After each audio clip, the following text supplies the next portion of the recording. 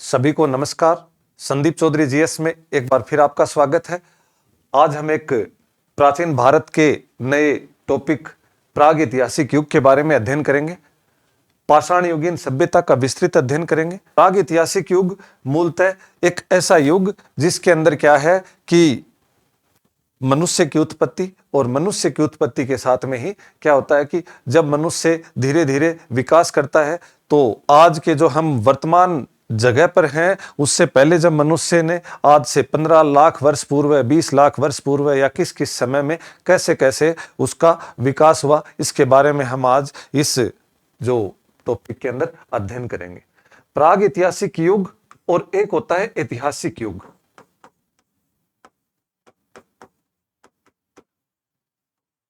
ऐतिहासिक युग, प्राग ऐतिहासिक युग का मतलब है कि इस समय में किसी भी प्रकार का कोई भी लेखन सामग्री है वो हमारे को उपलब्ध नहीं होती है, तथा जो मानव है इस समय का वो लेखन सामग्री के बारे में या लिखित साक्ष्यों के बारे में कुछ भी जानकारी नहीं रखता था। मतलब उसने कुछ लिखा ही नहीं। लेखन कला का इस समय तक बिल्कुल भी विकास नहीं हो पाया था। और ऐतिहासिक युग का मतलब होता है कि इस समय के लेखन साक्ष्य हैं, लेखन साक्ष्य जो है वो हमारे पास उपलब्ध हैं। लेखन साक्ष्य हमारे पास क्या है, उपलब्ध है। क्योंकि आप लोगों ने देखा होगा कि हमने हड़प्पा सभ्यता को पढ़ा। हड़प्पा सभ्यता के बारे में हमने देखा कि उसके अंदर जो भी कुछ लिखित साक्ष्य हमारे को मिलते हैं उनको हम पढ़ नहीं पाए। वो हम नहीं पढ़ पाए तो वो एक मतलब कहने का मतलब हमारी मतलब हम नहीं पढ़ पाए तो वो हमारी कमी है। लेकिन उस समय के अंदर जो तत्कालीन लोगों के द्वारा एक लिखित मतलब उनकी शैली थी, एक लिखित भाषा थी, एक लिखित साक्ष्य हमारे को मिलते हैं। तो इस जो प्राग ऐतिहासिक युग है इसके अंदर किसी भी प्रकार के जो लेखन साक्ष्य हैं वो मिलते ही नहीं है। मनुष्य है वो इस समय में बिल्कुल भी लेखन कला के बारे में जानकारी नहीं रखता था। तो अन्य नाम प्लीस्टोसीन युग बोला जाता है, इसको अभिनूतन युग बोला जाता है। कई बार बड़े एग्जामों में पूछ लिया जाता है कि प्राग ऐतिहासिक युग है उसके अन्य नाम बताइए, या प्लीस्टोसीन युग का नाम बताइए, या इस तरह से कुछ प्रश्न। सबसे महत्वपूर्ण विशेषता इसकी क्या है, ये लेखन रहित काल है। लेखन के बारे में इसको कोई भी जानकारी नहीं थी। दूसरा, पाषाण युगीन सभ्यता माना जाता है इसको। पाषाण युगीन का मतलब क्या है, पत्थर के उपकरण, पत्थर के उपकरण। इस समय में मानव ने अन्य किसी धातु की जानकारी नहीं थी। मनुष्य है उसको किसी भी प्रकार के धातु की जानकारी नहीं थी। पत्थर के ही उपकरणों का उसने इस्तेमाल किया था। पत्थर के बनाए हुए विभिन्न प्रकार के पेबुल, चोपर, चोपिंग, अनेक प्रकार के, कोई गोल पत्थर या काचमणि पत्थर आदि, इन पत्थरों का मतलब इसने इस्तेमाल किया था। तो इस प्राग ऐतिहासिक युग के बारे में आज अपन पूरा का पूरा विस्तृत अध्ययन करेंगे। भारत में प्राग ऐतिहासिक काल का ज्ञान, कि भारत में प्राग ऐतिहासिक काल है उसका भारत के साथ किस प्रकार संबंध है। तो सर्वप्रथम 1863 के अंदर 1863 में रॉबर्ट ब्रूसफोर्ड के द्वारा पल्लवरम, कहां पर, पल्लवरम मद्रास में पल्लवरम मद्रास के अंदर क्या किया था इन्होंने, पूर्व पाषाण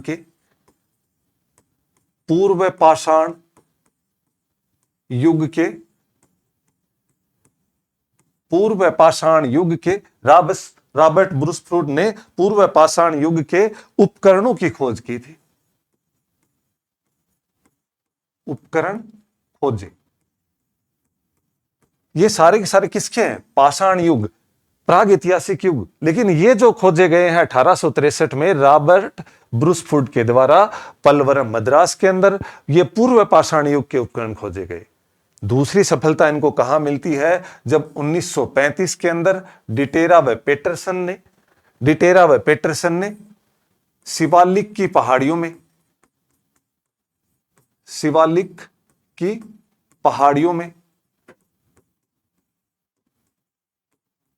में 20 लाख वर्ष पूर्व वर्ष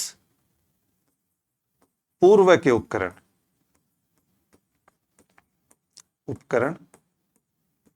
खोजे। तो ये दो सफलता भारत के क्षेत्र में या भारत के सापेक्ष में अपन देखें तो ये दो सफलता मिली। 1863 में रॉबर्ट ब्रूसफुट के द्वारा पलवरम मद्रास में, 1935 में डिटेरा व पेटरसन के द्वारा शिवालिक की पहाड़ियां आपने देखा होगा कि महान हिमालय, मध्य हिमालय और उसके बाद शिवालिक जो एक नीचा मतलब अपेक्षाकृत उनसे नीचा है। तो उस क्षेत्र में 20 लाख वर्ष पूर्व डिटेरा व पेटरसन इंपोर्टेंट बनता है ये दोनों ही। डी सुब्बाराव भारतीय एक इतिहासकार हैं, उन्होंने वर्गीकरण किया है पारिस्थितिकी के आधार पर।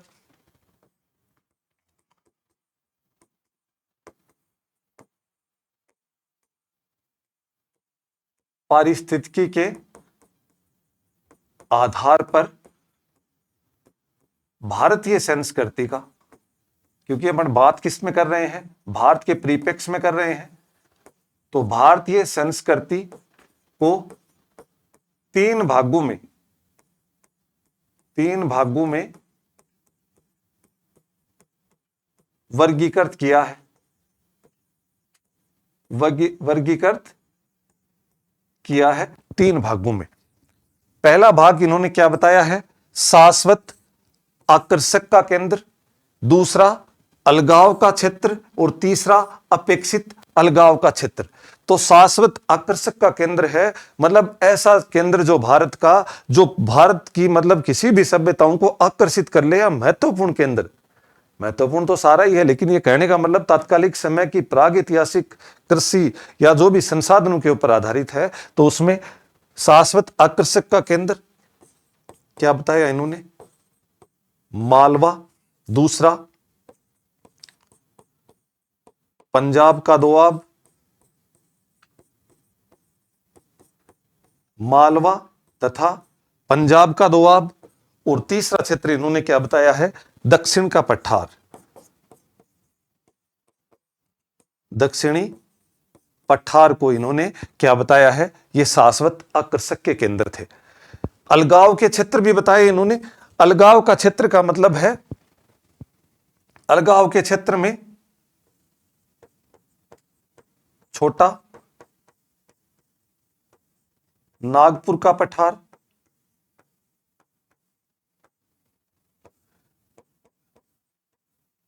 विंध्याचल का पठार,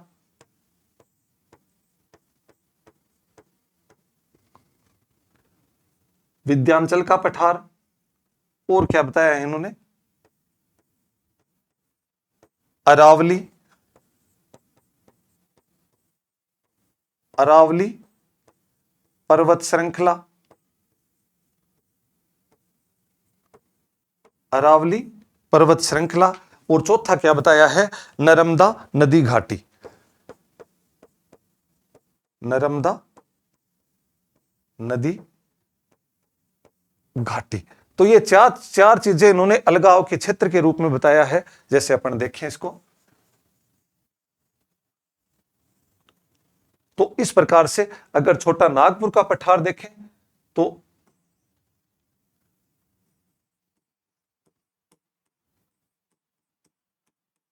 छोटा नागपुर पठार,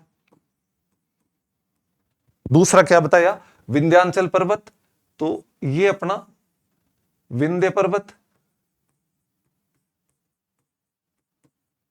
विंध्य पर्वत, तीसरा क्या बताया, अरावली पर्वत श्रृंखला, तो ये अपनी अरावली,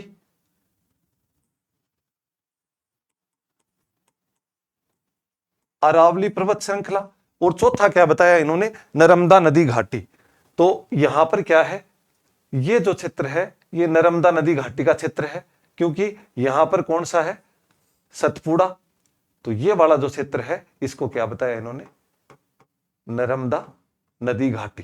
तो ये जो क्षेत्र बताया ये इन्होंने क्या बताया कि भारत को अलगाव। तो आप वैसे भी देख सकते हैं कि अगर अरावली की बात करें तो अरावली सिंधु नदी तंत्र और गंगा नदी तंत्र का विभाजन करती है, तो ये अलगाव ही करती है। दूसरा विंध्य पर्वत है, वो उत्तर से दक्षिण कि जो सांस्कृतिक विकास को अलग अलग करने का काम करता है। फिर नर्मदा नदी घाटी है, ये विंध्य पर्वत और सतपुड़ा दोनों के बीच का क्षेत्र है, तो ये भी क्या है, पश्चिम में अरब सागर की तरफ गिरने वाली एक मतलब अलग नदी है इसकी वजह से। और छोटा नागपुर का पठार है, ये संसाधनों से परिपूर्ण, जंगलों से परिपूर्ण है। तो ये कहने का मतलब एक उत्तर दक्षिण को विभाजित करने का एक प्रकार का अलगाव का जो क्षेत्र है। साथ में इन्होंने अपेक्षित अलगाव के बारे में, कि एक अलगाव है, अलगाव का क्षेत्र है, एक अपेक्षित अलगाव है, मतलब कुछ विशेष प्रकार का अलगाव है। इसके अंदर इन्होंने दो क्षेत्रों को शामिल किया है, गुजरात तथा दूसरा कौन सा है, सिंध का क्षेत्र। ये इन्होंने अलग बताए हैं। अलग क्यों बताए हैं कि आपने देखा होगा कि गुजरात यहां पर है और सिंध अपने ऊपर की तरफ है जो भारत, क्योंकि इन्होंने किसके आधार पर, परिस्थितिकी के आधार पर किया है और भारतीय संस्कृति का विभाजन किया है डी सुब्बा राव ने। तो कहने का मतलब सिंध है वो भी अपने आप में एक अलगाव का, और गुजरात है ये भी अलगाव का। कई बार बड़े प्रश्न पूछे जाते हैं इसके अंदर, फर्स्ट ग्रेड के अंदर, मूल रूप से शाश्वत आकर्षक का केंद्र है, अलगाव का केंद्र, इनमें से कौन सा नहीं है, एक कुछ अलग ऑप्शन दे देगा। तो इस तरह से तीसरा, प्राग ऐतिहासिक काल की महत्वपूर्ण विशेषताएं क्या है। कि प्राग ऐतिहासिक काल है, हमने रॉबर्ट ब्रूसफुट 1863 और 1935 में डिटेरा व डिटेरसन दोनों के खोज को देखा, जो कि पूर्व प्राग ऐतिहासिक काल की है। लेकिन अब प्राग ऐतिहासिक काल है, इसकी मूल रूप से जो विशेषताएं हैं वो क्या है, कि इसकी महत्वपूर्ण विशेषताएं क्या है। सबसे पहले तो क्या है कि ये पूरा का पूरा इतिहास है वो पुरातात्विक साधनों पर या तत्वों पर, पुरातात्विक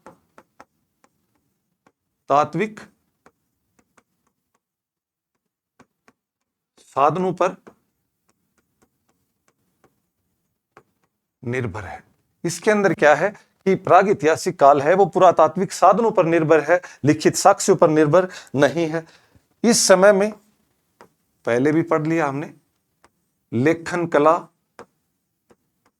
रहित है ये इसकी महत्वपूर्ण विशेषताएं हैं। तीसरी विशेषता इसकी क्या है कि मानव है, इसके अंदर जो मानव है वो क्या था, मानव है वो खाद्य संग्राहक था। मानव खाद्य संग्राहक था, यह बहुत ही महत्वपूर्ण बन जाता है। खाद्य संग्राहक, यह महत्वपूर्ण इसकी विशेषता है। खाद्य संग्राहक का मतलब क्या है, उस समय मानव को अन्य किसी भी चीजों की जानकारी नहीं थी। जो भी कुछ खाने योग्य चीजें, जो भी कंद मूल फल वगैरह जो भी चीजें इनको मिलती थी, वो उसको इकट्ठा कर लेता था, भविष्य के लिए सुखा लेता था, फिर खाने में इस्तेमाल करता था। तो ऐसी कुछ विशेषताएं। साथ में भोजन की तलाश में मानव क्या है, भोजन की तलाश में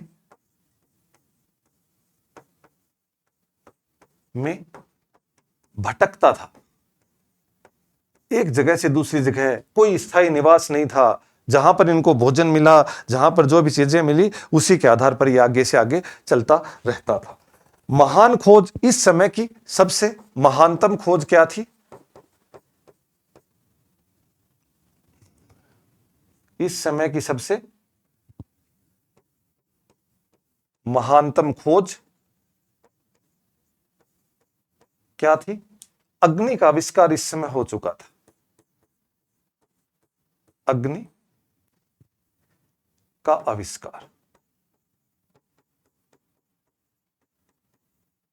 प्राग ऐतिहासिक काल की सबसे महत्वपूर्ण जो विशेषता है वो क्या है, इस समय में अग्नि का आविष्कार हो चुका था। और अन्य अन्य प्रकार के जो शारीरिक अवशेष हैं, शारीरिक अवशेषों का अभाव रहा है। शारीरिक अवशेष का मतलब है समाधान वगैरह, या जो भी कोई हमारे को मर्त शरीर की जो हड्डियां वगैरह के कुछ अवशेष या गर्तावास में जो भी कोई मृत्यु को प्राप्त हुआ, उनके कोई भी इस प्रकार के कोई भी हमारे को तत्कालीन समय में कोई भी इसके अवशेष नहीं मिलते। प्राग ऐतिहासिक काल की कुछ विशेषताएं हैं। बड़े प्रश्नों के अंदर सीधा सा कथन कारण ये सब चीजें पूछ ली जाती है, तो बहुत महत्वपूर्ण है। पुरातात्विक साधनों पर ही पूर्णतः निर्भर है, क्योंकि लेखन कला इस समय हुई नहीं थी, लेखन कला से रहित है। मानव खाद्य संग्राहक था, जो कि ये बहुत ही महत्वपूर्ण इंपोर्टेंट इसके अंदर मूल रूप से सीधा ही पूछ लिया जाता है कि मानव प्राग ऐतिहासिक मानव है, वो खाद्य संग्राहक था कि शिकारी आखेटक था कि पशुपालक था, किस प्रकार था? तो ये खाद्य संग्राहक था, भोजन की तलाश में एक जगह से दूसरी जगह जाता रहता था, कोई स्थायी निवास नहीं था। महानतम खोज इस समय की क्या है? अग्नि को महानतम खोज, और शारीरिक अवशेषों का इस समय में क्या है? पूर्णतः अभाव रहा है।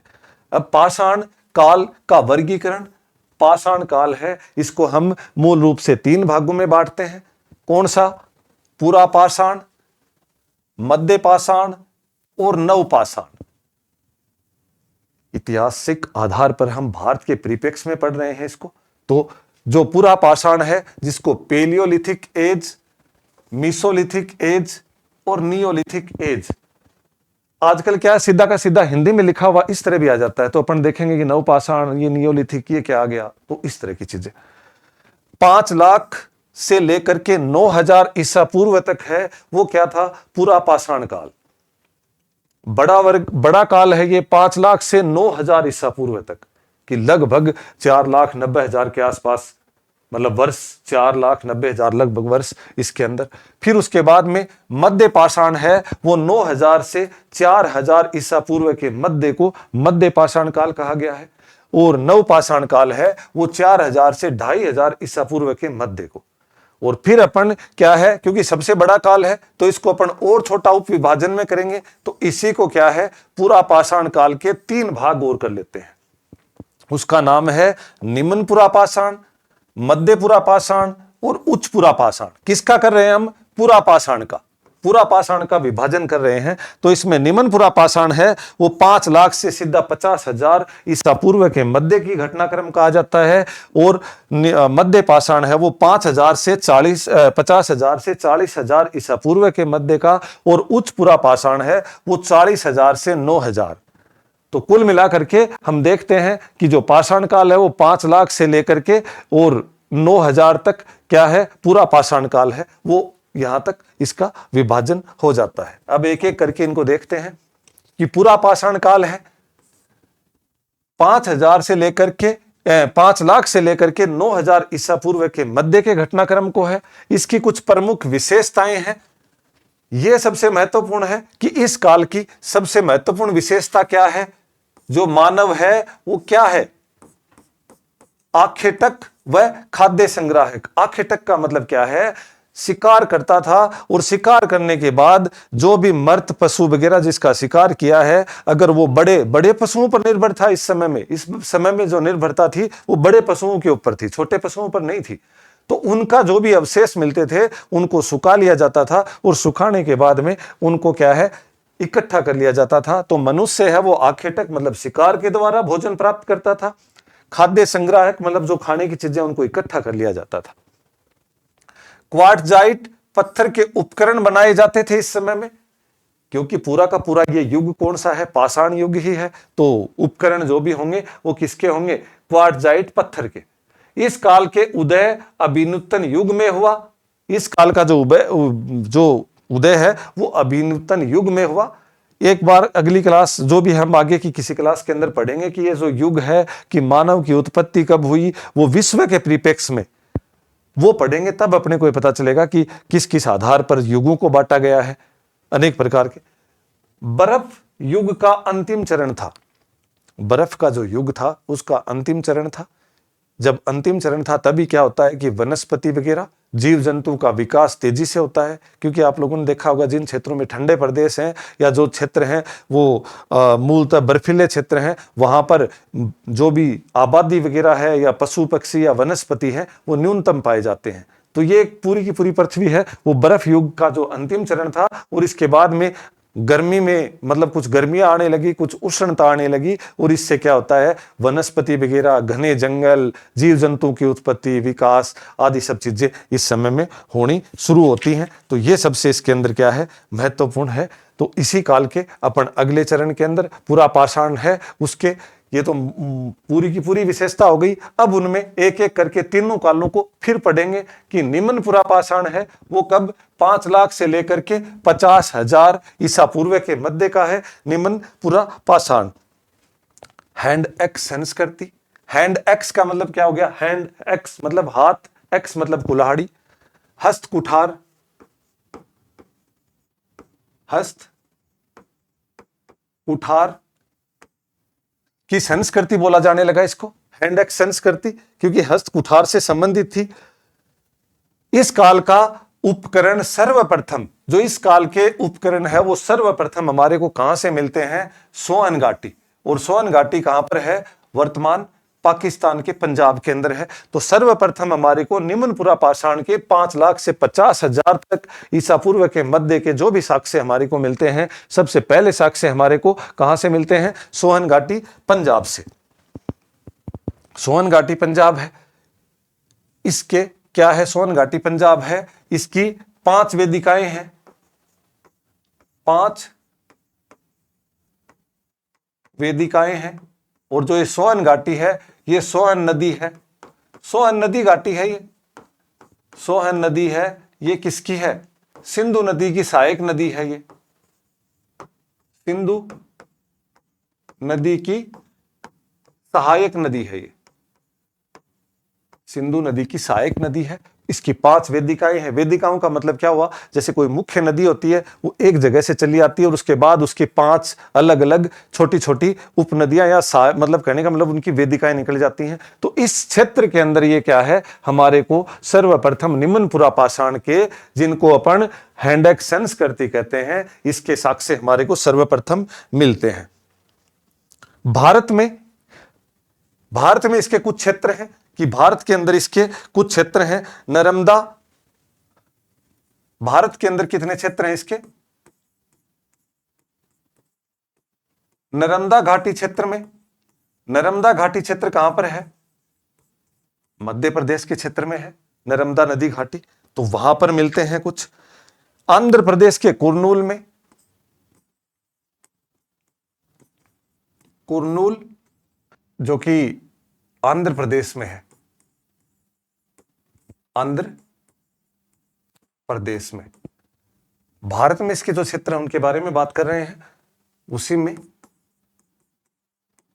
सिंहभूम, सिंहभूम कहां पर है, यह है बिहार में। और एक स्थल है अपना साबरमती, गुजरात के अंदर, साबरमती घाटी, साबरमती नदी घाटी है उस क्षेत्र में है, ये कहां पर है, गुजरात में। तो हम निम्न पुरा पाषाण 5 लाख से 50,000, हैंड एक्स संस्कृति जिसको हस्त कुठार संस्कृति कहा गया है, भारत में इसके क्षेत्र है नर्मदा घाटी, कुर्नूल, सिंहभूम और साबरमती। वैसे इसका जो प्रारंभिक स्थल है वो सोअन नदी घाटी, सर्वप्रथम इसका स्थल मिला हुआ है सोअन नदी घाटी है, वो सिंधु नदी की सहायक नदी है, पाकिस्तान में है। इसकी 5 वेदिकाएं हैं, इस तरह से इसकी। उसके बाद में साथ में इसी के मिर्जापुर की बेलन घाटी उत्तर प्रदेश, नेवासा महाराष्ट्र, 4 स्थल। 5वां स्थल कहां पर है इसका,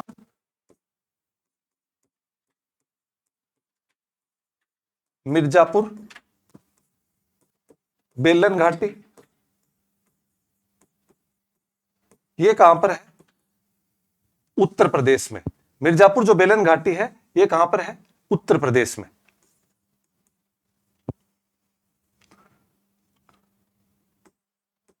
उत्तर प्रदेश के अंदर है, बेलन नदी के किनारे है ये एक बेलन नदी है उत्तर प्रदेश के अंदर, उसके किनारे है। एक क्या है, नेवासा, ये कहां पर है, ये स्थल कहां पर है, महाराष्ट्र में। नेवासा महाराष्ट्र में, नेवासा ये कहां किस पर है, ये परवरा नदी के किनारे, परवरा नदी के किनारे है। तो कहने का मतलब है भारत के अंदर नर्मदा घाटी, कुर्नूल, सिंहभूम, उसके बाद साबरमती घाटी, मिर्जापुर बेलन घाटी, नेवासा महाराष्ट्र में, ये इसके महत्वपूर्ण यहां पर इनके कुछ स्थल हैं।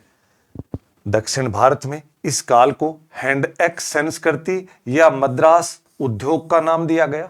ये बहुत महत्वपूर्ण है, कई बार पूछ लिया जाता है कि मद्रास उद्योग का अन्य नाम या मद्रास उद्योग किसे कहा जाता है। क्योंकि मद्रास उद्योग क्यों कहा जाता है कि हमने देखा हैंड एक्स संस्कृति, इसका सर्वप्रथम जो स्थल है वो पलवरम में 1863 के अंदर, मद्रास के अंदर ही पलवरम के अंदर रॉबर्ट ब्रूस फ्रूड के द्वारा खोजा गया था। तो ये सबसे बड़ा। निम्न पुरापाषाण के प्रमुख जो औजार हैं, ये उपकरण हैं, ये कांच, मणि और स्टफिक क्वार्टजाइट पत्थर के बने थे। ये क्वार्टजाइट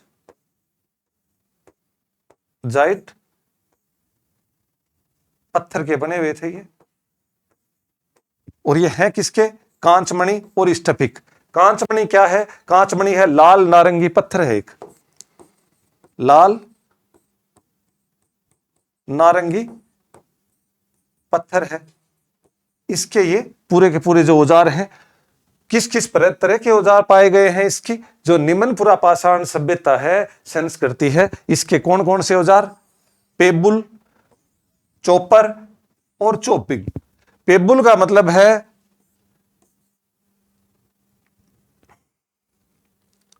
पेबुल का मतलब है पत्थर के गोल टुकड़े, गोल टुकड़ों के उपकरण। चॉपर क्या है? एक तरफ पत्थर के एक तरफ धार वाले, एक तरफ धार वाले उपकरण। और चॉपिंग क्या है? पत्थर के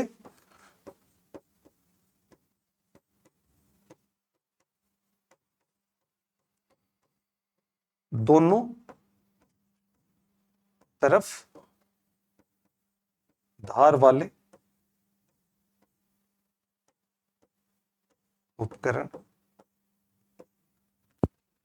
तो इस तरह के निम्न पुरापाषाण 5 लाख से लेकर के 50,000 ईसा पूर्व के मध्य हैंड एक्स संस्कृति कहा गया। दक्षिण भारत में इसको मद्रास उद्योग भी कहा गया। हैंड एक्स संस्कृति, हस्त कुठार, ये इनके 6 जो स्थल हैं भारत के अंदर। सर्वप्रथम स्थल है वो कौन सा था? सोन नदी घाटी। सोन नदी घाटी कहां पर है? पाकिस्तान के पंजाब के अंदर, सोन नदी के किनारे। सोन नदी कहां पर है? सिंधु नदी की सहायक नदी है, उसी के किनारे, जो कि 5 वेदिकाओं में विभाजित है।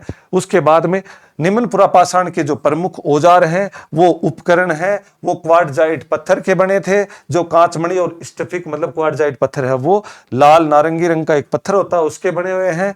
पेबुल है, ये गोल है, गोल पत्थर है, जो नदियों के बहाव के साथ में आप लोगों ने देखा होगा, नदियों के किनारे गोल गोल पत्थर से मिलते हैं, इस तरह के हैं। चॉपर है, वो एक तरफ धार वाले हैं। और चॉपिंग है, वो 2 तरफ धार वाले हैं। कई बार बड़ा प्रश्न पूछा जाता है, पेबुल, चॉपर, चॉपिंग किस पुरापाषाण से संबंधित हैं? तो ये किससे हैं? निम्न पुरापाषाण से संबंधित इसके स्थल हैं। ये जो भी चीजें आपको स्लाइड है, वो हमारे चैनल के टेलीग्राम चैनल के अंदर पीपीटी के माध्यम, पीडीएफ के माध्यम से आपको उपलब्ध करा दी जाएगी। ये बार बार आपको रिवीजन करनी है। फर्स्ट ग्रेड के भी एग्जाम के लिए काफी पर्याप्त है। इनको निर्धारित समय पर आप निरंतर रिवीजन करें, अपने हाथ से हैंड मतलब नोट्स बनाएं, खुद के पूर्ण रूप से इसी के ऊपर आश्रित ना रहें। जो बताया जाता है क्लास को देखें, और उसके साथ में इसके जो भी ये जो लिखाया जा रहा है, ये अपने हाथ से लिखें। क्योंकि आप 2 बार रिवीजन करें, एक बार हाथ से लिखें, तो ये चीजें आपकी स्थायी मेमोरी के अंदर चली जाती हैं। तो फिर आ जाता है कौन सा? पुरापाषाण का ही दूसरा भाग, मध्य पुरापाषाण, 50,000 से 40,000 ईसा पूर्व के मध्य। इसको फलक संस्कृति कहा गया था। जैसे हमने इससे पहले वाले निम्न पुरापाषाण को क्या कहा था हमने? हैंड एक्स संस्कृति। और ये कौन सी है? फलक संस्कृति। तो ये भी महत्वपूर्ण है, पूछा जाता है। ये बहुत इंपॉर्टेंट चीजें आ जाती हैं कि यहां पर ये फलक संस्कृति क्यों, कौन से मतलब पुरापाषाण को कहा जाता है? तो ये किसको है? मध्य पुरापाषाण को।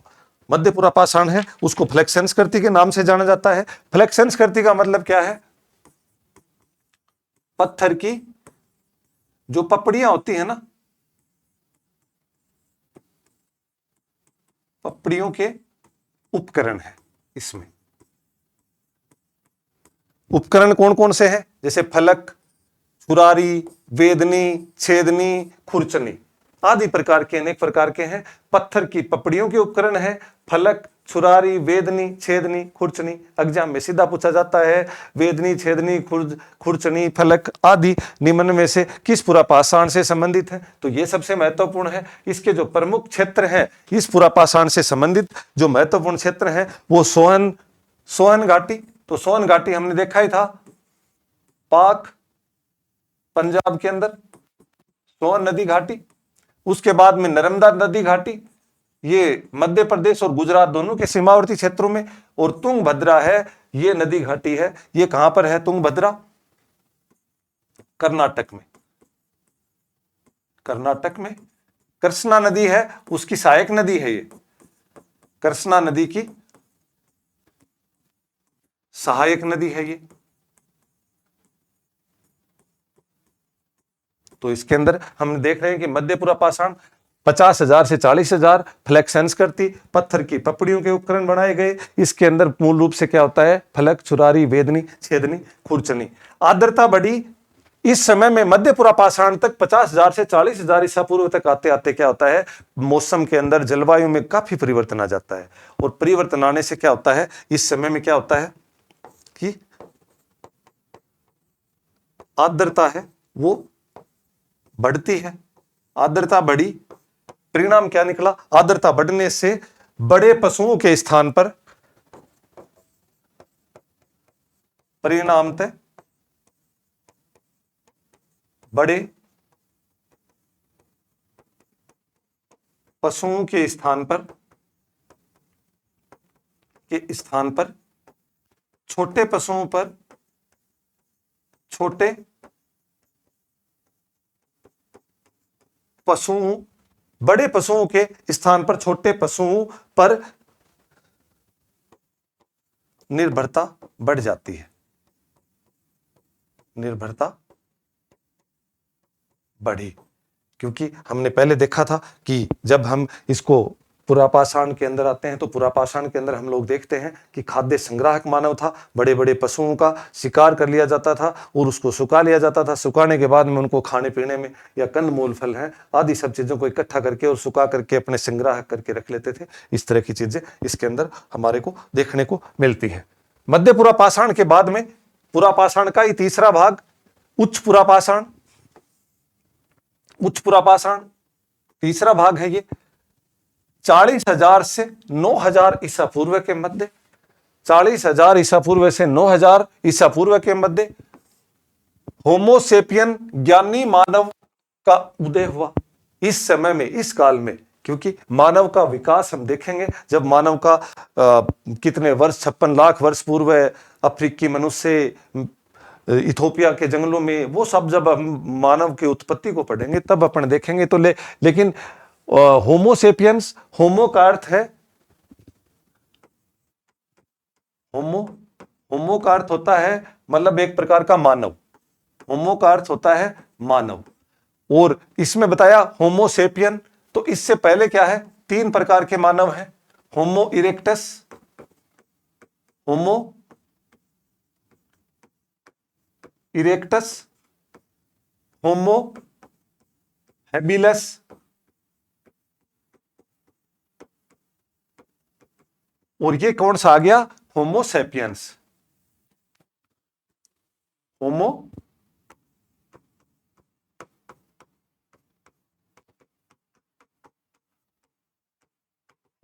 सैपियंस। होमो इरेक्टस जो मूल रूप से जब मानव की उत्पत्ति हुई तो हमने देखा था कि चिंपांजी या एक प्रकार से बंदर या एक प्रकार के जानवर के आधार पर था। शुरुआत में मनुष्य है वो हाथ और पैर दोनों को ही चलने के लिए इस्तेमाल में लेता था। सीधा खड़ा होकर के नहीं चलता था, हाथ और पैर दोनों से ही झुक करके जानवरों की तरह चलता था। तो उस मानव को होमो इरेक्टस कहा जाता है। फिर होमो हैबिलस, जब मनुष्य है वो आधा झुक करके थोड़ा दोनों पैरों से साथ में दोनों हाथ आगे करके एक हाथ में अगर कुछ चीज पकड़ ली तो फिर उस तरह से धीरे धीरे उसका विकास हुआ, और होमो सेपियंस है, इसको क्या बोला गया है? ज्ञानी मानव। तो ज्ञानी मानव है, उसका विकास कब हुआ? भारत के परिप्रेक्ष्य में पढ़ रहे हैं अपन, 40,000 से 9,000 ईसा पूर्व के मध्य होमो सेपियंस है, ज्ञानी मानव, उसका विकास हुआ। प्रमुख उपकरण है वो ब्लेड और ब्यूरिन, पूछे जाते हैं कई बार, बहुत महत्वपूर्ण है। ये चकमक पत्थर के बने हुए थे। चकमक पत्थर का मतलब है और भी, जैसे चट्टान अपन पढ़ते हैं कि आग्नेय चट्टान, कायांतरित है, और ये अनेक प्रकार की चट्टाने होते हैं, तो पत्थर होते हैं जो मूल रूप से जो एक बहुत ही कठोर पत्थर, जो पत्थर है, जो एक मतलब चिकना पत्थर होता है, उस पत्थर के बने हुए थे। इसके जो प्रमुख क्षेत्र हैं वो बेलन घाटी, सोन घाटी उत्तर प्रदेश के अंदर, सोहन घाटी पाकिस्तान में है, और ये सोन घाटी, ये सोन घाटी उत्तर प्रदेश में है। ये महत्वपूर्ण है, कहीं अपन सोहन घाटी समझ लें तो सोहन घाटी तो पाकिस्तान में है, और ये क्या है? बेलन घाटी और सोन घाटी। बेलन घाटी बेलन नदी और सोन घाटी सोन नदी के पास में उत्तर प्रदेश के अंदर। सिंहभूम है बिहार के अंदर, सिंहभूम का क्षेत्र है। जोगदहा, भीमबेटका, बुबरी, बागोर, ये मध्य प्रदेश में, इसके 4 स्थल मध्य प्रदेश में। पटने, भटने, इनाम गांव, ये महाराष्ट्र के अंदर है। उसके बाद रेणीगुंटा, वेमुला, कुरनूल आंध्र प्रदेश के अंदर, और सबसे महत्वपूर्ण है बुढ़ा पुष्कर राजस्थान के अंदर। तो ये सबसे ज्यादा इसके अंदर और ज्यादा इंपॉर्टेंट हो जाता है आरपीएससी को आधार में रखते हुए। तो राजस्थान के अंदर इसका जो भी स्थल है वो बुढ़ा पुष्कर है। विशेष उपकरण, इस समय के जो उपकरण थे, उच्च पुरापाषाण के जो उपकरण थे वो मूल रूप से अस्थि उपकरण थे। अस्थि उपकरण थे। अस्थि उपकरण का मतलब क्या हो गया? हड्डियों से निर्मित,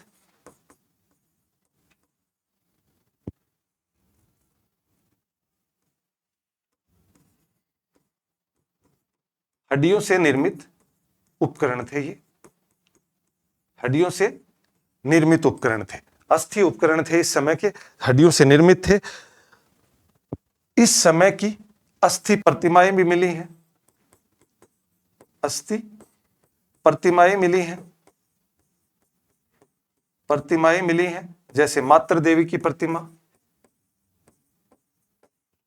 मातृ देवी की प्रतिमा बेलन घाटी से मिली है। ये बेलन घाटी से मिली है। तो इस तरह के कुछ उपकरण इस समय के, साथ में ही हमने देखा कि इसके अंदर सबसे महत्वपूर्ण क्या है। अभी अपने को क्या हो गए, जैसे हमने शुरू में देखा था कि पशु जीवाश्म नहीं मिले थे, इस काल में पशु जीवाश्म है वो मिलने शुरू हो गए। पशु जीवाश्म मिलने शुरू हो गए। खोज के अंदर हमने देखा कि पशुओं के कुछ जीवाश्म हमारे को अनेक जगह के ऊपर चित्राक्षर के आधार पर, शैल चित्र के आधार पर, कि बड़ी बड़ी चट्टानों के ऊपर कुछ चित्र दिखाए गए हैं, कोई भाला फेंकते हुए, कोई शिकार करते हुए, कोई गेंडा, हाथी, इस तरह के अनेक प्रकार के, तो वो चित्र भी मिले हैं, साथ में उनके जीवाश्म भी मिले हैं, उनकी हड्डियां भी इस समय में मिलनी शुरू होती हैं। साथ में इसी के आगे उच्च पुरापाषाण। अब उच्च पुरापाषाण के अंदर क्या है? उच्च पुरापाषाण है ये, इसकी कुछ जो जगह जगह के ऊपर जो खोजें हुई हैं उसके बारे में मैंने पूर्व में बताया कि अस्थि उपकरण मिलने लगे हैं। रॉबर्ट ब्रुसफुड ने आंध्र प्रदेश के बिलासगरम की गुफाओं में 200 अस्थि उपकरण मिले हैं। 200 विलासगरम की गुफाओं के अंदर आंध्र प्रदेश के अंदर। वही रॉबर्ट ब्रुसफुड है जिसने 1863 में सबसे पहले पलवरम मद्रास के अंदर जो पूर्व पुरापाषाण के जो उपकरण खोजे थे, उसी ने क्या किया, विलासगरम के अंदर क्या खोजे हैं इन्होंने? 200 अस्थि उपकरण। अस्थि निर्मित मातृ देवी की मूर्ति बेलन घाटी से मिली है। बेलन घाटी उत्तर प्रदेश में, बेलन नदी के किनारे। तो अस्थि मतलब हड्डियों से निर्मित जो मूर्ति है वो वहां से मिली है। कुछ कलाकृतियां मिली हैं, जैसे पटने महाराष्ट्र से शुतुरमुर्ग के अंडे पर चित्रित रेखाएं मिली हैं। शुतुरमुर्ग का अंडा और उसके ऊपर कुछ चित्रित रेखाएं मिली हैं। कुरनूल आंध्र प्रदेश की गुफाओं से अग्नि के साक्ष्य मिले हैं। उस गुफा से हमारे को अग्नि के साक्ष्य मिले हैं। उस गुफा के अंदर कुछ आग में कुछ पकाया हुआ, कुछ ऐसे कुछ भी हमारे को वहां पर क्या है, साक्ष्य मिले हैं। पशु जीवाश्म, अब पशु जीवाश्म मिलने शुरू हो गए थे इस समय में, हमने पहले भी चर्चा कर ली, मिलने शुरू हो गए पशु जीवाश्म, अनेक प्रकार के पशुओं के जीवाश्म मिले हैं इस समय में। शैल चित्र मिले हैं, शैल मतलब चट्टानों के ऊपर लिखे हुए कुछ चित्र मिले हैं। भीमबेटका मध्य प्रदेश के कुछ चित्रों को इस काल का मानना है डॉक्टर वागणकर ने। तो डॉक्टर वागणकर है, उसने भीमबेटका में जो भी चित्र मिले हैं मध्य प्रदेश के अंदर, उनको उच्च पुरापाषाण से संबंधित माना है। तो ये इसके अंदर सबसे महत्वपूर्ण है। उसके बाद में अगला जो है वो मध्य पुरापाषाण। मध्य पुरापाषाण जैसे पुरापाषाण, मध्य पाषाण और नवपाषाण, तीनों को पढ़ रहे हैं। तो हमने जो पुरापाषाण को तो पढ़ लिया, अब अपन सीधा आते हैं मध्य पाषाण पे। मध्य पाषाण 9000 से लेकर के 4000 ईसा पूर्व के आसपास का है। मुख्य इसकी जो विशेषताएं हैं वो आखेटक और पशुपालक मनुष्य, जैसे हमने निमन पुरापाषाण में हमने क्या पढ़ा था कि निमन पुरापाषाण का जो मनुष्य था वो आखेटक और पशुपालक नहीं था, वो खाद्य संग्राहक मनुष्य था। तो इस समय में हमने क्या पढ़ा कि आखेटक और पशुपालक मनुष्य है, इसका विकास होना शुरू हो गया।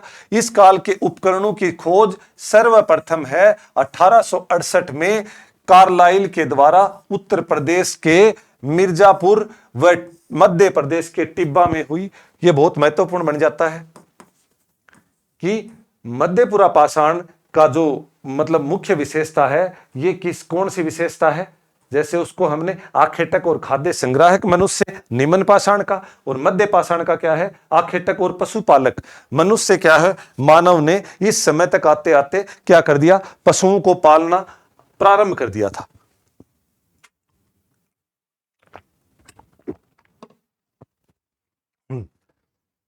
पशुओं को पालना शुरू कर दिया था इस समय के ऊपर। और सर्वप्रथम जो पशु पाला गया, पशुपालन शुरू हो गया था, पशुपालन शुरू हुआ। सर्वप्रथम कुत्ते को पालने के साक्ष्य मिलते हैं, कुत्ते को पालने के साक्ष्य मिलते हैं। और तत्पश्चात बकरी पालन का साक्ष्य मिलते हैं। सर्वप्रथम तो पशुपालन शुरू हो गया था। मिर्जापुर, कार्लाइल ने 1868 में उत्तर प्रदेश के मिर्जापुर के अंदर और मध्य प्रदेश के टिब्बा में इस काल के अंदर कुछ पर्यावरणीय जो बदलाव आया, क्योंकि इस समय में 9000 से 4000 के मध्य है। अब पर्यावरण के अंदर और परिवर्तन आया। पर्यावरण एक लंबे समय की दीर्घकालिक परिवर्तन है जो कि अपने आप ही घटित होती है।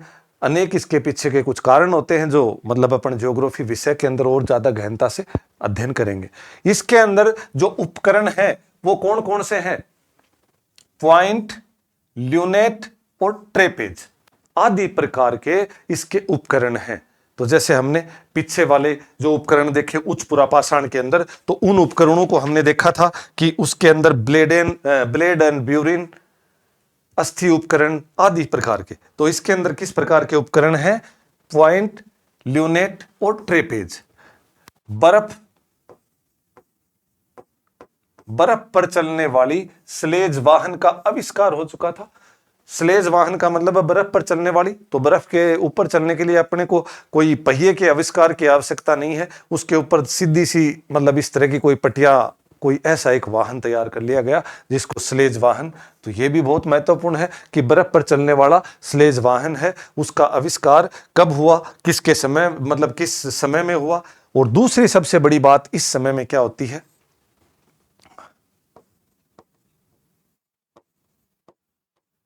सूक्ष्म छोटे पाषाण उपकरण,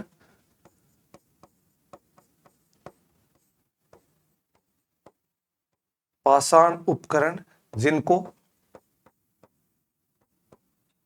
माइक्रोलिथ कहा जाता है।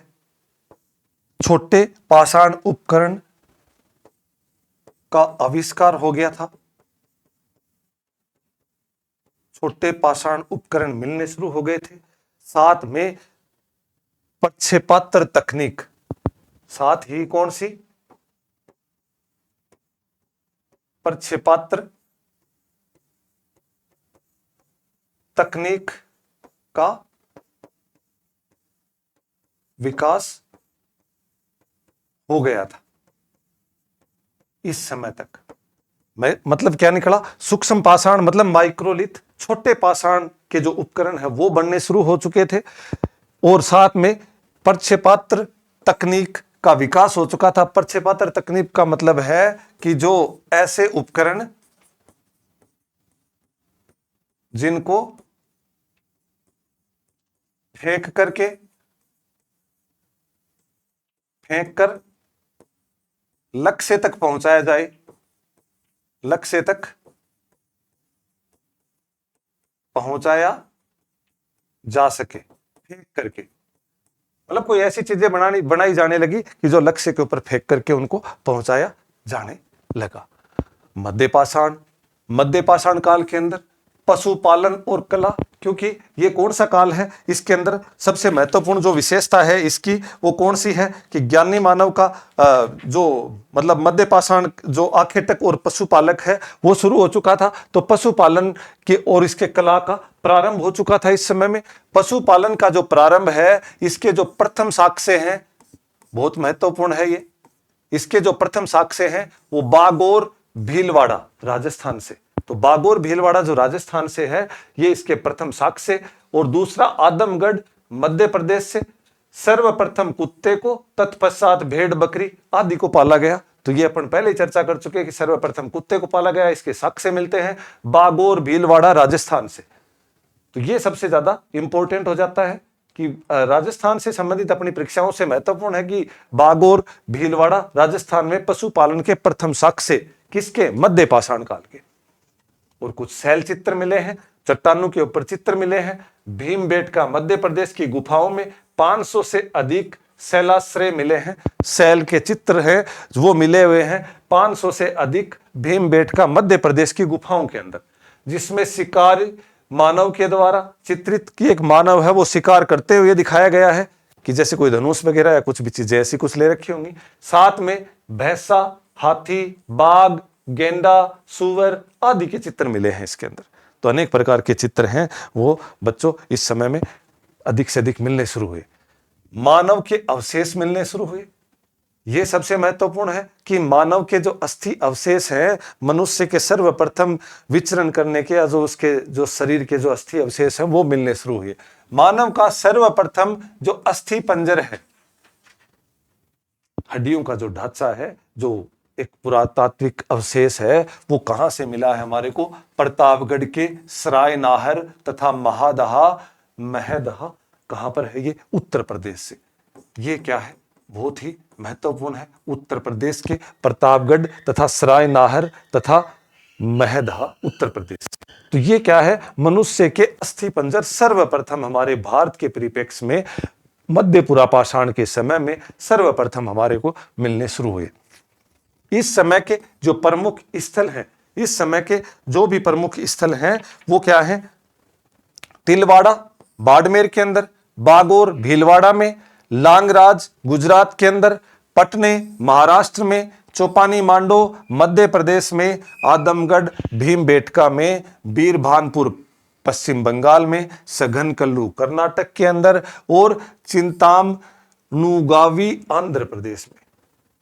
तो इतनी जगह से लगभग ये कितनी हो गई, 9 जगह से क्या है, अन्य भी कुछ जगह हैं लेकिन ये महत्वपूर्ण जो 9 जगह हैं यहां से इसके जो भी अवशेष हैं वो प्रमुख स्थल हैं, इन जगह से मतलब इसके अवशेष मिलने शुरू हुए।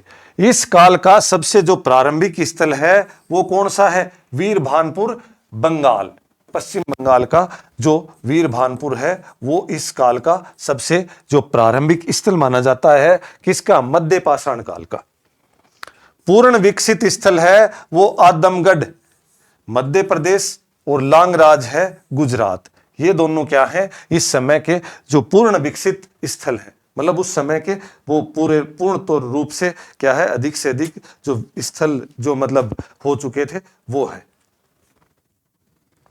अस्थि अवशेषों के साथ में मानव के शव के साथ में कुत्ते के अवशेष भी मिलते हैं, कुत्ते के अवशेष भी मिलते हैं, अवशेष भी मिलते हैं। समाधान मिला है, अस्थि पंजर मिला है प्रतापगढ़, सराय नाहर और महदहा। तो इनके साथ में किसी समाधान में कुत्ते के अवशेष भी उसके साथ दफनाने के संकेत मिले।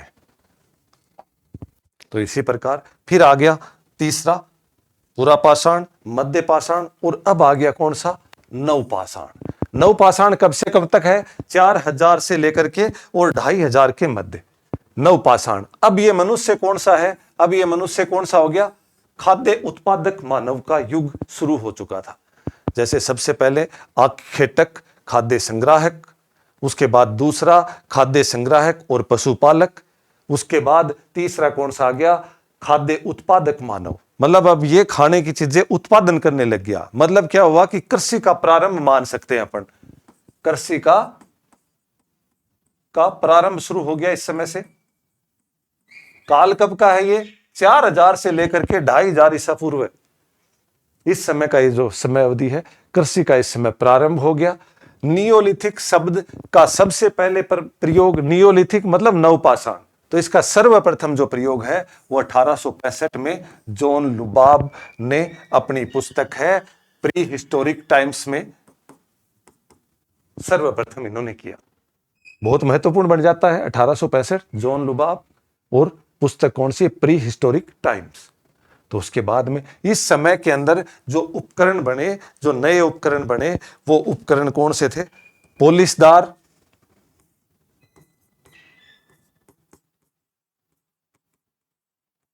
पोलिसदार,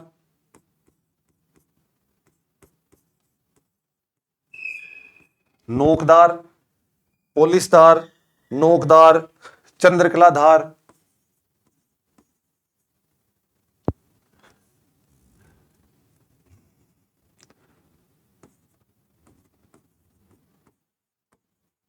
चंद्रकला धार, इस तरह के मतलब क्या है, ये उपकरण इस समय के बनने शुरू हुए। साथ में पत्थर की चिकनी खुरचनी,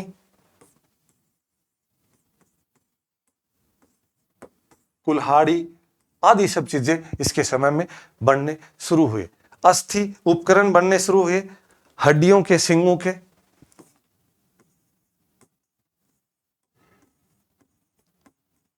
हड्डियों के,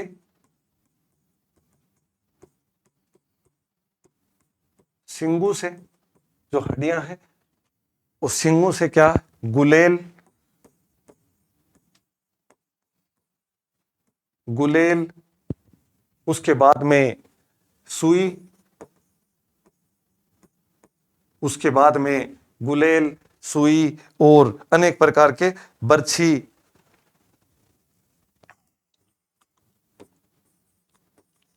अनेक प्रकार के ये उपकरण इस समय में बनने शुरू हुए। कृषि का प्रारंभ, सर्वप्रथम कृषि के जो प्रारंभिक साक्ष्य हमारे को मिलते हैं, कृषि के जो प्रारंभिक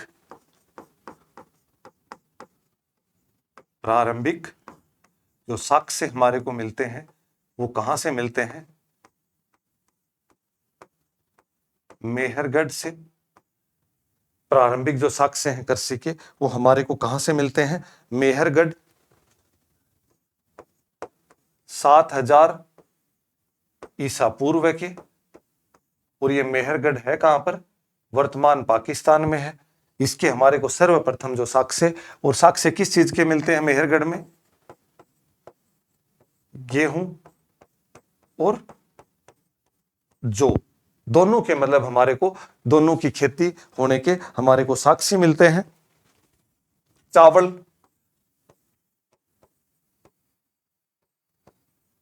के साक्ष्य, चावल के साक्ष्य हमारे को कोल्डी हवा, इलाहाबाद के पास कोल्डी हवा,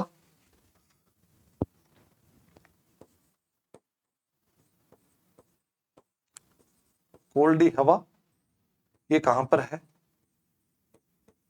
इलाहाबाद, या वर्तमान में अपन बोल सकते हैं प्रयागराज, प्रयागराज के पास जो स्थल है वहां से हमारे को क्या मिले हैं, चावल के साक्ष्य। और मेहरगढ़ से ही हमारे को किस चीज के साक्ष्य मिले हैं, बकरी पालन के, बकरी पालन के साक्ष्य भी हमारे को कहां से मिले हैं? मेहरगढ़ से। गार्डन चाइल्ड है, गार्डन चाइल्ड,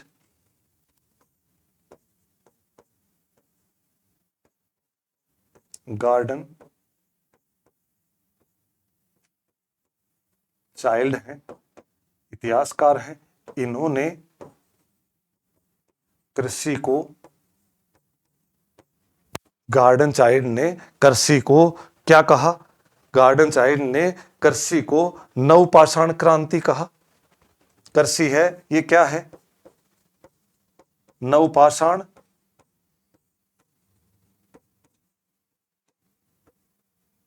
क्रांति कहा। किसने कहा? गार्डन चाइल्ड ने। तो ये सबसे बहुत महत्वपूर्ण हो जाता है एक, कि गार्डन चाइल्ड ने इसको जो नवपाषाण क्रांति कहा। और साथ में नवपाषाण, जैसे ही कृषि का प्रारंभ हुआ, पशुपालन का प्रारंभ हुआ, तो अब सबसे बड़ी स्थिति क्या आ जाएगी? स्थित ग्राम्य जीवन, जीवन की शुरुआत हो जाती है। यहां से स्थित ग्राम्य जीवन की शुरुआत हो जाती है।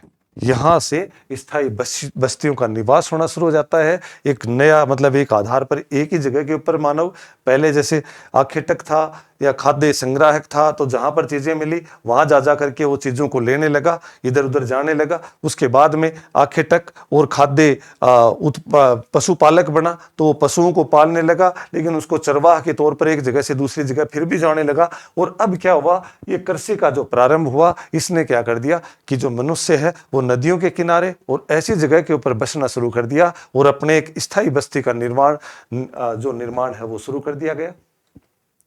नियोलिथिक 1865, जॉन लुबाक, प्री हिस्टोरिक पुस्तक सबसे महत्वपूर्ण। नए उपकरण, पोलिसदार, नोकदार, चंद्रकलाधार आदि प्रकार के। कृषि का प्रारंभिक साक्ष्य मेहरगढ़। मेहरगढ़ कहां पर है? ये पाकिस्तान के अंदर है। और 7000 ईसा पूर्व की घटना है। गेहूं तथा जौ और चावल के जो दाने हैं वो हमारे को कहां से प्राप्त होते हैं? कोल्डी हवा, इलाहाबाद, जो वर्तमान प्रयागराज है। बकरी पालन है, वो भी मेहरगढ़ के अंदर महत्वपूर्ण साक्ष्य है। गार्डन चाइल्ड ने इसको, कृषि को क्या कहा? कृषि को क्या कहा? नवपाषाण क्रांति कहा। स्थित ग्राम्य जीवन की शुरुआत इसके साथ मानी जाती है।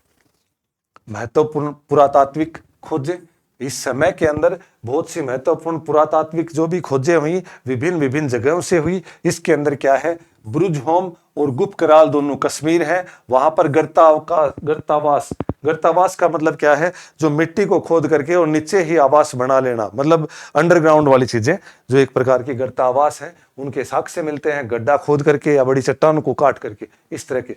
मानव के साथ कुत्तों को दफनाने के साक्ष्य मिले हैं। कहां से? बुर्जहोम और गुप्त कराल, कश्मीर से। द्वितीय काल के शिलाखंड में 12 सिंगा पर प्रहार करते हुए 2 मानव को दिखाया गया है। मत्स्य भाला भी मिला है। कहां से? गुप्त कराल से। बुर्जहोम है, वहां से। ये जो मत्स्य भाला है ये कहां से मिला है? बुर्जहोम। गुप्त कराल और बुर्जहोम दोनों कश्मीर के हैं। तो ये मत्स्य भाला कहां से मिला है? ये अपने को मिला है बुर्जहोम से। तो ये साक्ष्य मिले हैं। चिरांद, बिहार, धान, गेहूं, मूंग आदि के जले हुए दाने मिले हैं हमारे को। कई बार सीधा पूछ लिया जाता है, धान, गेहूं, मूंग आदि के जले हुए दानों के साक्ष्य हमारे को निम्न में से किस स्थान से मिले हैं? 4 ऑप्शन दे देगा आपको। चिरान दे देगा, पटने भटने दे देगा, उसके बाद में राजस्थान का बूढ़ा पुष्कर दे देगा, अनेक, मतलब गुप्त कराल वगैरह, कुछ भी ऑप्शन दे देगा। तो ये सबसे महत्वपूर्ण है। हिरण के सींग के औजार मिले हैं चिरांद से ही। टेराकोटा की मानव प्रतिमा, कई बार परीक्षाओं में पूछ लिया जाता है टेराकोटा की मानव प्रतिमा। तो मानव प्रतिमाओं के अवशेष भी मिले हैं यहां से। उत्तर प्रदेश, चौपानी मांडो, महगढ़ा, टोन्स नदी आदि क्षेत्रों में जो इनके जो विभिन्न प्रकार की जो चीजें मिली हैं, वो चौपानी मांडो से 13 गोलाकार मधुमक्खी के छत्तों के समान एक, मतलब झोपड़ियां मिली हैं। ऐसे ऐसे इस तरह से, मतलब ऐसी झोपड़ियां मिली है जो ऐसे लगेगा कि आपको मधुमक्खी के छत्तों के समान है। कृषि पूर्व ही मर्द भांड का विकास हुआ। मर्द भांड का इस समय में आते आते क्या है, विकास तो पूर्व में हो गया था, मध्य पाषाण काल के समय में ही मर्द भांड। और महगढ़ा में गौशाला मिली है, महत्वपूर्ण है। टोंस नदी क्षेत्र में लेन मेश्वर के द्वारा पाषाण उपकरणों की खोज की गई। टोंस नदी उत्तर प्रदेश के अंदर है, वहां पर लेन मेश्वर एक अंग्रेज अधिकारी है, उसके द्वारा पाषाण उपकरणों की खोज की गई। अतरंजी खेड़ा कपड़े की छपाई के साक्ष्य, कपड़े की छपाई के साक्ष्य अतरंजी खेड़ा के अंदर है। सारे के सारे तथ्य हैं, इन तथ्यों को तो रटना ही पड़ेगा, अन्य को इसके अंदर विकल्प दूसरा होता नहीं है। पटने से शुतुरमुर्ग के अंडों के अवशेष मिले हैं। पटने कहां पर है, महाराष्ट्र के अंदर है। इनाम गांव से मातृ देवी की मूर्ति मिली है। बेलन घाटी से भी हमने देखा था कि अस्थि उपकरण की मूर्ति मिली है, और इनाम गांव से मातृ देवी की मूर्ति मिली है। गेहूं, धान, चावल, बाजरा, दाल, मटर, तिल, इस प्रकार से 7 अनाज के अवशेष मिले हैं। नेवासा, नेवासा भी कहां पर है, महाराष्ट्र में। कपड़े के साक्ष्य मिले हैं। नेवासा कहां है, परवरा नदी के किनारे।